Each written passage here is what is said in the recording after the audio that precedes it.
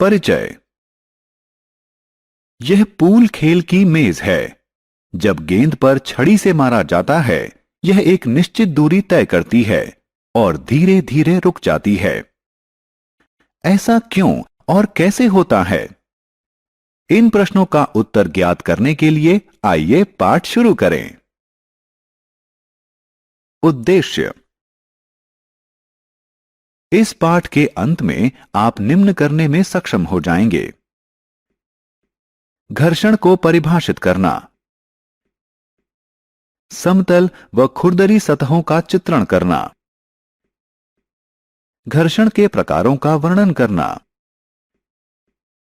घर्षण के फायदों और नुकसान की चर्चा करना, घर्षण कम या ज्यादा करने की विधियों का चित्रण करना। घर्षण बल। आइए हम अपने दैनिक जीवन से एक उदाहरण लेते हैं। सड़क पर साइकिल से चलते समय जब तक आप पैडल घुमाते हैं तब तक साइकिल चलती रहती है। जब आप पैडल घुमाना बंद करते हैं, साइकिल की गति धीमी पड़ जाती है और धीरे धीरे साइकिल रुक जाती है। ऐसा क्यों होता है? ऐसा वास्तव में घर्षण के कारण होता है, जो दो सतहों के एक दूसरे के संस्पर्श में गति करने अथवा गति करने के प्रयास में उत्पन्न होने वाला एक बल है। जब एक सतह दूसरी सतह के संस्पर्श में गति करती है अथवा गति करने का प्रयास करती है, तो घर्षण सदैव गति का अथवा गति करने के प्रयास का विरोध करता है। वह बल जो पिंड द्वारा किसी सतह पर गति करने के दौरान गति का विरोध करता है, घर्षण बल कहलाता है।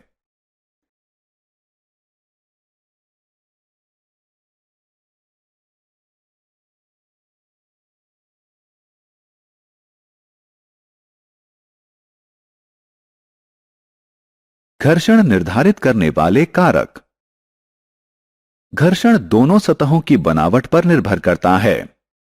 घर्षण दोनों सतहों को एक साथ अपकर्षित करने वाले संस्पर्श बल की मात्रा पर भी निर्भर करता है। इसका सरल उत्तर यह है कि सड़क पर गति करते समय साइकिल के टायर सड़क की सतह के विरुद्ध रगड़ रहे होते हैं। जब दो सतहें एक दूसरे से रगड़ती हैं, तो दोनों पर एक बल लगता है। यह बल गति के विपरीत दिशा में लगता है। इस तरह यह बल गति को धीमा कर देता है और अंततः वस्तु को रोक देता है। घर्षण पर बनावट का प्रभाव। चित्र में एक गेंद समतल सतह पर गतिमान है और एक दूसरी वैसी ही गेंद खुरदरी सतह पर गतिमान है।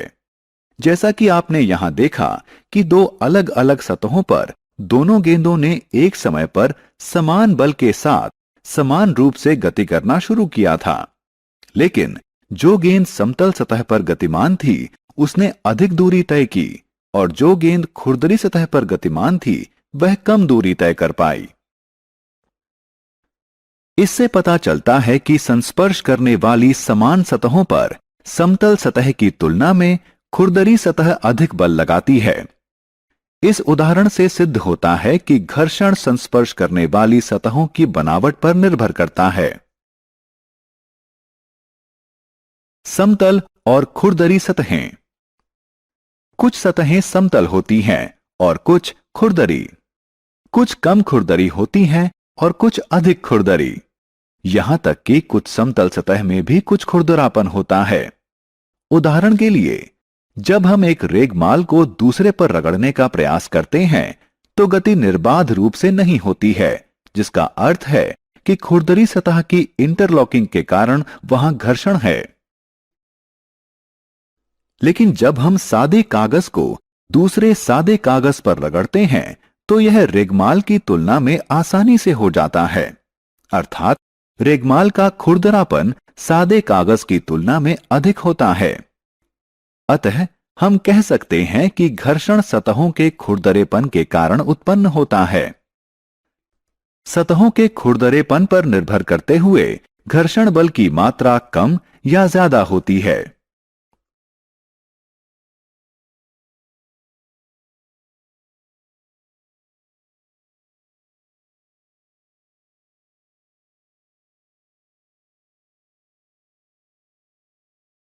सारांश। आइए हमने जो कुछ सीखा है उसे संक्षेप में दोहराएं। घर्षण वह बल है जो किसी पिंड द्वारा किसी सतह पर गति करने का विरोध करता है। घर्षण बल वह बल है जो किसी पिंड द्वारा दूसरे पिंड की सतह के संस्पर्श में की जाने वाली गति का विरोध करता है। घर्षण बल सतह की बनावट और संस्पर्श बल की मात्रा पर निर्भर करता है।